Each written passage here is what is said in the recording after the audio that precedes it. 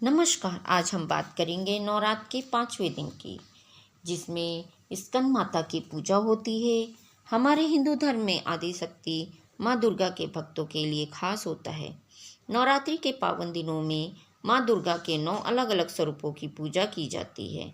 भगवान स्कंद बाल रूप में इनके गोद में विराजमान है। कार्तिकेय जी को 6 चेहरों वाला देवता की तरह देखा जाता है। ये प्रसिद्ध देवासुर संग्राम में देवताओं के सेनापति बने थे। पुराणों में इन्हें कुमार और शक्ति कहकर इनकी महिमा का वर्णन किया गया है।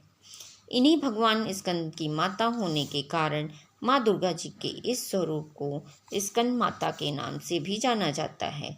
सिंह इनका वाहन है। नवरात्रि के 5वें दिन माँ स्कंद माता की पूजा का विधान है। माँ स्कंद माता को माँ दुर्गा का मातृत्व परिभाषित करने वाला स्वरूप माना जाता है। माँ की हर रूप की तरह यह रूप भी बेहद सरस और मोहक है। स्कंद माता अपने भक्तों के मोक्ष प्रदान करती हैं।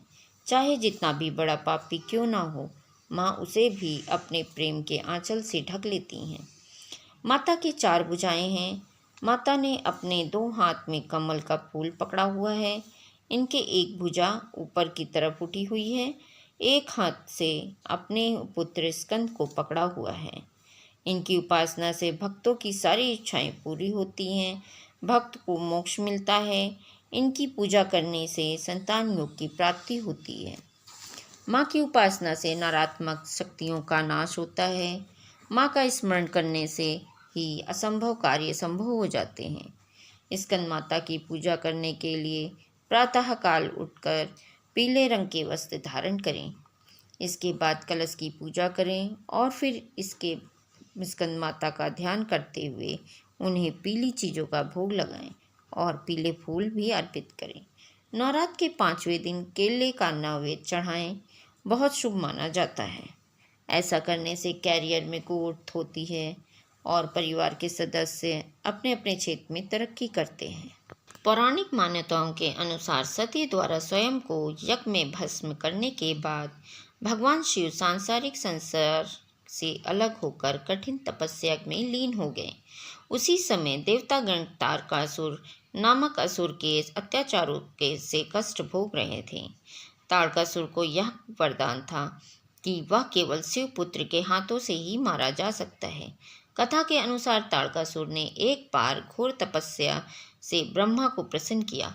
उसने ब्रह्मा जी से अमर होने का वरदान मांगा, किंतु ब्रह्मा जी ने कहा कि इस पृथ्वी पर जिसका भी जन्म हुआ है उसका मरना तय है।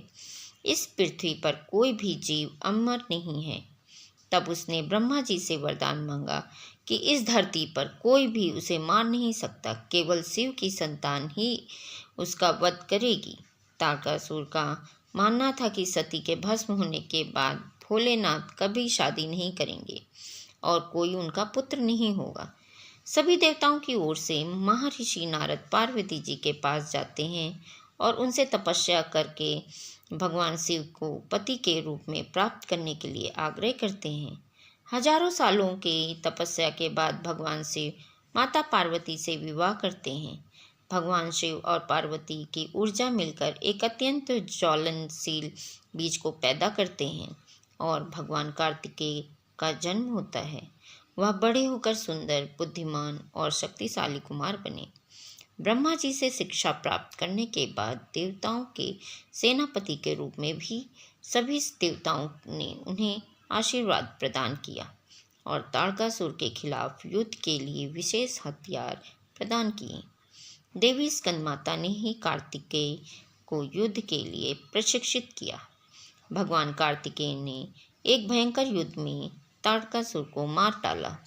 इस प्रकार माँ स्कंद माता को स्कंद कुमार यानी कार्तिकेय की माता के रूप में पूजा जाता है। स्कंद माता की पूजा करने से भगवान कार्तिकेय की पूजा अपने आप ही हो जाती है, क्योंकि वे अपनी माँ की गोद में विराजे हैं। अगर आपको ऐसी ही भक्ति की और वीडियोस देखनी है तो हमारे